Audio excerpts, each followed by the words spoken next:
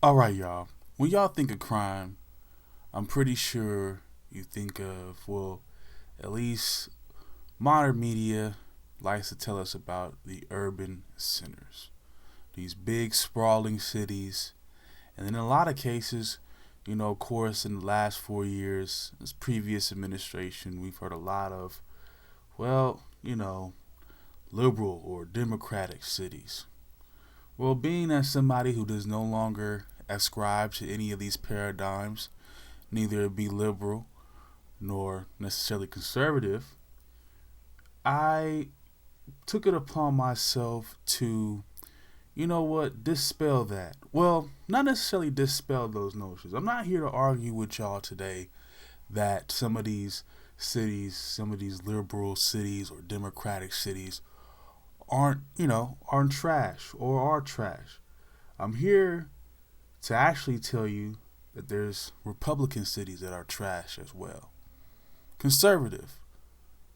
You think the conservative motto, or it's always been anti crime, or more jobs, no taxes, a better quality of living for citizens, right? Well, I'm here to tell you with these 10 cities, no particular order this time around, that that's not the case. These cities are trash. We're also going to break down a couple questions as to why these cities or why these problems within these society or these cities are neglected. Why are these not mentioned on any type of media? Not even in liberal, not even on the left side of things. Why is this stuff not mentioned? I'd like to know. We're also going to talk about the type of crimes that infest these communities as well. They may be different than some of the big cities that we know about. Some of these cities are quite the same. At the end of the day, we'll realize conservative, liberal, Democrat, Republican, nonpartisan. A lot of these cities are a lot of these cities aren't really good places. And that's a lot to do with politics in general, regardless of party. That's what we're going to get to today. That's the point of this. So, the top 10 worst Republican cities in America. Let's get into it. All right, y'all. We're going to start off with Bakersfield, California. Population 339,761. Yeah, I'm sure you guys are might be a little bit confused as to, yeah, California, a Republican city. Yes, outside of the Bay Area and also Los Angeles and areas such as the Central Valley and where Bakersfield is located as well. These tend to vote Republican. Their state representation in the case of Bakersfield, they are the California's 23rd and 21st district. They are represented by Republicans Kevin McCarthy and also David Villado. Their mayor, Kevin Go, is a Republican as well. So that's pretty much what we're going on. Also, pretty much where they vote in terms of elections. For Bakersfield, they are located in Kern County, and the majority of voters seem to vote Republican. So that's where I'm going at. That's how I determine, of course, Republican or Democrat city. As far as the city breakdown, of course, I went to areavibes.com. For my subsequent rankings, I'll also be going to Neighborhood Scout as well. They judge the city based on cost of living, also employment, also schools as well as crime, and you can also compare these cities to each other as well. So area vibes, also neighborhoodscout.com. That's pretty much what I'll be using. But let's get into it for the sake of Bakersfield. The cost of living here is an F. Now it is significantly cheaper to live here in California, and also the rental prices are lower. But the goods and services and also groceries are pretty much expensive here, and transportation, at least public transportation, is very hard to access. As far as housing, in terms of prices, as opposed to what people are making, housing prices as opposed to what people are making, it's decent here. They do rate at about a B minus. There is affordable housing to find. However, those jobs are good jobs are not. Income per capita is $24,000, below the California average of 31,458. They have an unemployment rate of 6.5 and a poverty level of 19.7. As far as crime is concerned, it's significantly higher in the total number of crimes, 85%, 96% higher in property crime, and there are 455 violent crimes per 100,000 people. Ladies and gentlemen, this is just the tip of the iceberg. We're going to go to Springfield, Missouri. Population 159,498. As far as the politics are concerned in this state, they are located, Springfield is located within Green and Christian counties out there in Missouri. The county officials and all Republicans, as well as the representatives that come from those districts. A breakdown of the city. Crime is very high here. Violent crime is 300% higher than the national average. Property crime is 209% higher than the national average. There have been 350 cases of rape, 319 robberies, and over 1,800 assaults. 51% of residents say that crime is rampant in the city, and 55% of residents feel that it is unsafe to walk here at night. A couple things going well for the city, though, is that they have a relatively low unemployment rate, 4% lower than the national average at 4.5. However, the median household income is 39% lower than the national average. So what you'll see here is low unemployment rates in some of these cities, and again, that backs up, part of the Republican bluster of, yes, we have jobs, yes, we want to keep people working, but you're not making a whole lot of anything. We also do have a couple other things going pretty good for the city. They do have a downtown Springfield community development district, which has been revitalizing the downtown area since the 2000s. They brought in the Springfield Symphony. They've also brought in some parks, including Jordan Valley, and they've just been doing overall some construction here, trying to make the city prettier. Overall, though, the biggest thing knocking this city right now is crime. They do have some issues with schools as well, but the biggest thing knocking Springfield, Missouri is crime. Moving on, we're going to go to Tulsa, Oklahoma. Population 399,906. If we look at crime again, it's been a pattern. It's going to keep recurring in a lot of these cities, even though, of course, we've been told that liberal cities just experience this crime, or this is just indicative of those failings in those cities for whatever reason. But you have 55 murders so far in Tulsa and a murder rate of 13.7. We have a crime rate overall of 153% higher, 153% higher than the national average. Violent and property crime are both significantly higher than the national average. On top of that, 4,000 burglaries, 13,000 thefts, 2,800 assaults. You have a 1 in 16 chance of being a victim of a crime here, and it's only safer than 2% of the cities in the U.S. On top of that, in terms of employment, they are at about a D plus. Household income is 22% lower than the national average, which is $43,045. There's a poverty level here of 20%, which is 35% higher than the national average, and 57% of residents surveyed said that the job market is very poor. And again, I can imagine that's an oil-driven city, energy sector. I can see if you're not working in one of those departments, then you might be in retail, which you ain't getting paid from. Tulsa, Oklahoma has one of the highest rates of drug use. They are top 10 in each category of the hardcore three, which is heroin, cocaine, and meth. High drug uses, high crime. Again, this is supposed to be a Republican stronghold, but again, none of those issues, the issues that face Democratic cities face Republican cities as well. Moving on, we're going to travel to the edge, pretty much the edge of the U.S. Anchorage, Alaska, population 299,000. Breaking it down here, the housing not affordable here. Prices are 52% higher than the rest of the country overall, and the cost of living is 27% higher than the national average as well. Crime is where it really gets bad in Anchorage. 3,851 total violent crimes. You have a 1 in 19 chance of being a victim. The crime rate is 228% higher than the national average, and that's the violent crime rate. And there's been 540 cases of rape. However, crime has decreased by 12%. It's still bad, though. It is still bad here.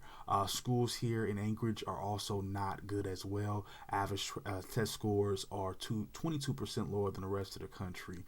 And employment, it is actually one of the brighter spots in this city. 27% higher than the national average. You have an unemployment rate that is 9% lower than the national average. There are some oil jobs here. I believe there's rigging and all that type of stuff, fishery type of jobs. So it's decent employment, it seems like, but the crime rampant, and there's a homelessness problem there as well, which sucks because it gets really cold out there and it snows in the winter. So I just don't see how people would survive. Moving on, we're going to go back to California. We are going to Fresno, California. Cost of living here, I'm going to say, is meh. The housing prices are within the national average. Goods and services are actually 12% lower than the national average. The issue here is the pretty much the employment, and we'll get to that as well, and how much it relates to the housing prices. People are not getting paid pretty much in line. People are not getting paid in line with the cost of housing. But a look at crime, like we said, big trend throughout all these cities, 57% higher than the national average in terms of total crime. You have a violent crime rate that is 59% higher than the national average. And this year there have been 22 murders so far, and Fresno has the second highest murder rate in the state of California, next to Oakland. So far this year, some of the crazier events you've had is joyriders stealing, Amazon vans. You have some child endangerment cases. So Fresno is all over the place in terms of crime, but drug use is also one of their big issues as well. 21% of residents have used cocaine. 13% have used meth. That is fifth in the nation. The funny thing is, there's so much of a backlash against liberal cities in those big cities. Again, not saying that these cities are particularly better. There's some issues that these cities have, but Oakland, San Francisco, Detroit, New York, Baltimore, DC, Atlanta, El Paso, New Orleans all have some of the lowest drug usage rates in the nation. And the funny thing is, the more conservative cities, I believe one of them is Mesa, Arizona, for one. You also got a couple more that I can't think off the top of my head, but they are some of the highest rated states in the nation in terms of drug use. You also got Miami up there as well. But back to Fresno, I do have a quote here, a user rating from Area Vibes. They went on to say, the education you get solely depends on whether or not you're in the Clovis Unified School District, as Fresno Unified is notorious for being horrible. Speaking of which, 70% of residents have made it just past the 8th grade in that city. Only 72% have graduated from high school. You want to look at employment? Well, the income per capita is $20,000 per person, 32% lower than the national average. You have a poverty rate of 30%, 99% higher than the national average. And recently, you had a corporation here, Family Ranch, recently settled a lawsuit for discriminating practices. So, poor schools, poor job opportunities, high drug use, and you have a lot of crime. Again, all things that we say are reflective in cities such as Seattle, such as Portland, Oakland, so on and so forth. Still, we see it here in these Republican cities as well. Moving on, let's go to Miami. 432,622 people here. Cost of living here is an F. Housing prices are 23% higher than the national average, and people are pretty much priced out, I would say, almost exclusively by race. And if you look up the history of Miami, you would see that there as well. Blacks have particularly been priced out of All of downtown has then been relegated to certain neighborhoods along the peripheral of the city. Crime rate, they have an 8.9 murder rate. That is 79% higher than the national average. The crime rate has actually gone up 2% as well. So again, high crime, you're not going to escape that. Employment, household income is income per capita is 21% lower than the national average. Household income is 43% lower than the national average. In cities such as Oakland, you'll be bringing in about $57K. As a median household income. In Miami, you're bringing home, I would say, about far less than that. Poverty rate here is 83% lower in Miami as well. Again, high poverty, high crime. I mean, again, this is the track record. I don't see a difference. I don't see a difference between these liberal cities or these Republican cities. Moving on, we got Aurora, Colorado, significantly smaller city, 350,000 people here. Cost of living is 13% higher than the national average, and that is because the state income of Colorado is 88% higher than the rest of the country. Can't really do too much about that, but the crime rate significantly bad here as well. 7.4 murder rate compared to San Francisco that has a 3.7. Has a murder rate of 4. In Seattle that has a 3.7. There's also been 28 murders so far in the city. The violent crime rate is 94% higher than the national average, and the assault rate is 445. And Aurora is only safer than 8% of cities in the U.S. Let's talk a little bit about the employment here. Income per capita is 13% lower than the national average at $25K. And the schools, average test scores are 27%, 45% lower than the national average. Moving on, we got Yakima, Washington. We're making it back to the West Coast. Population 93,338. Employment, we're going to start off there. Not a whole lot of opportunities here. Income per capita is 30% lower than the national average at $20,788. Median household income is $40,000, 26% lower than the national average. Now you compare this to a liberal city like Madison, Wisconsin.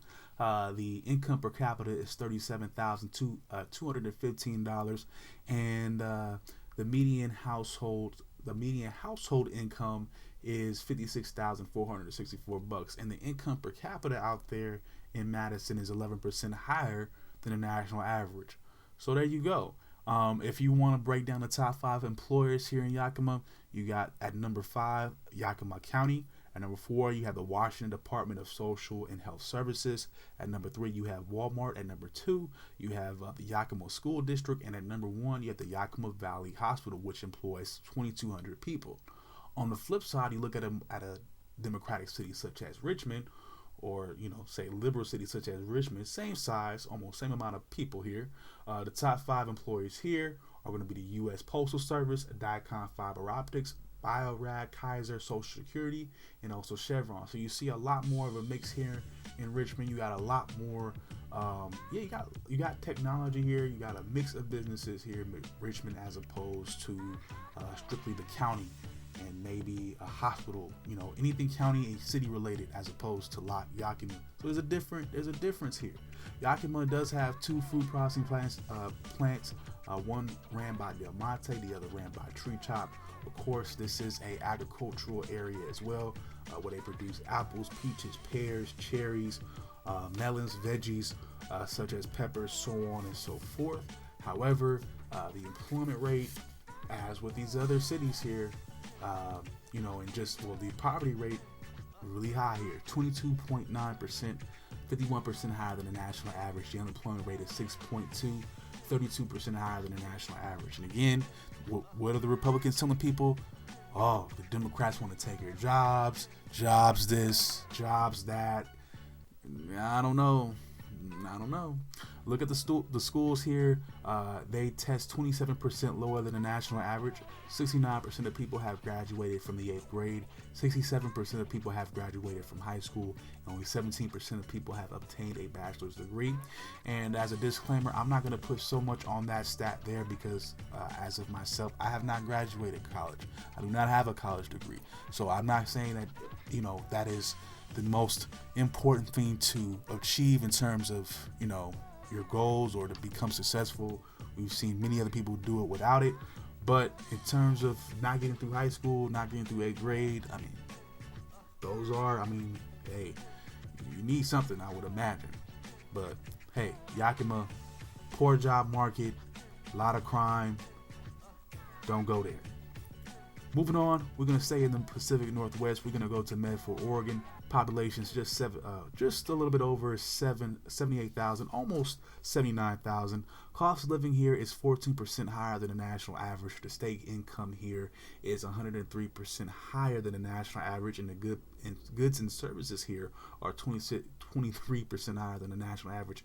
The good thing here is there's no sales tax. Now we're talking about crime here. 61% higher than the national average. Property crime is 71% higher than the national average. You have a 1 in 26 chance of being a victim. Now the question is, why don't we talk about the crime in these cities?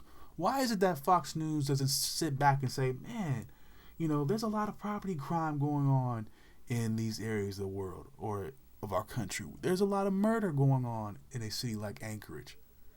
The funny thing is, you don't really hear about it on the liberal media as well. It's not like CNN is talking about this stuff either. They don't spend time talking about the plight of white Americans in the Midwest and the drug epidemic they had to go through. They still talk about crack. They talk about all the problems we have with white police all day. And the funny thing is, if we look at the stats, whites commit more crimes. Is it because they're the higher population? Yeah, that might be part of it too. But again, you cannot put good and evil on a race. We can't say this race is more apt to crime. We can't say this race is more apt to do this. Obviously, it exists in all of our communities. Let's break down Medford some more. The employment here, not so well. Not so many good opportunities here. 19% lower than the national average. That is your income per capita. $24,000 pretty much is what you're going to be getting on your own. In a household, you're going to be making about $44,000, 20% lower than the national average.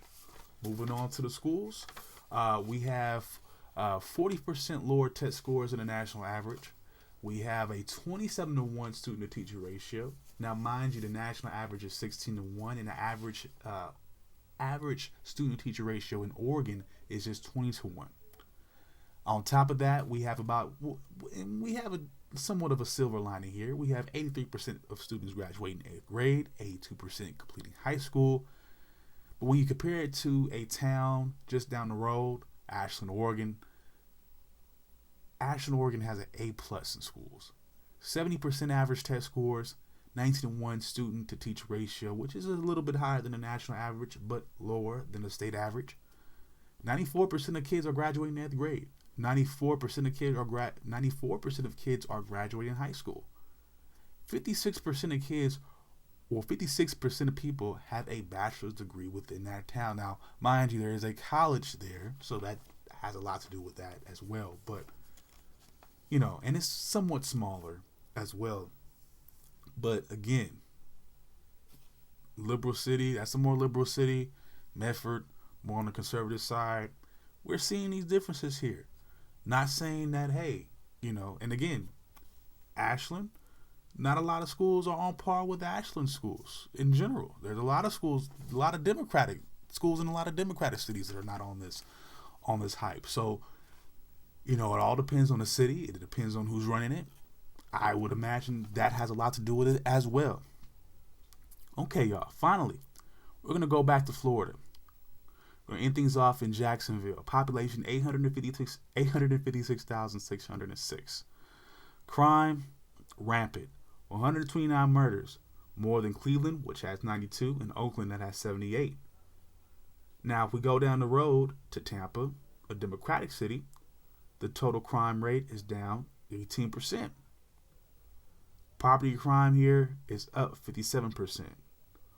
Total thefts in Jacksonville, 22,473. Income per capita is 12% lower than the national average at 26,159. The unemployment rate is 5.6%, 21% higher than the national average. And again, comparing it to the town just down the road in Tampa, where the income per capita is 31,000. Now, through it all, what I figured out is, look, crime exists in all these places. There are some crazy liberal cities. You got Baltimore, you got Memphis, but obviously we have some pretty bad Republican cities as well. If we look at these poverty rates, such as Fresno. In terms of crime, we have cities like Anchorage that are not so good either. Springfield. So, Republican, Democrat, does it all matter? Have these Republicans and have these Democratic politicians for all these years been pressing these hard lines all to just get our vote, or in order to really not do anything that much different from the other? I think so. Y'all. That's why I have removed myself from that chat. All right, y'all. If you liked what you see, please like and subscribe. Leave a comment if you'd like. And please show your support any way you can. I know it's hard. I'm not going to ask for anybody's money at the moment. I'm not asking for nobody to do anything with my Cash App unless you want to. But I more so want you to look at it. Look at my videos. See if you like them. If you want to, like I said, please subscribe. Listen to the podcast. We'll be coming out with another edition at some point this week. So please show me love as much as you can. And I'll holler at you guys later.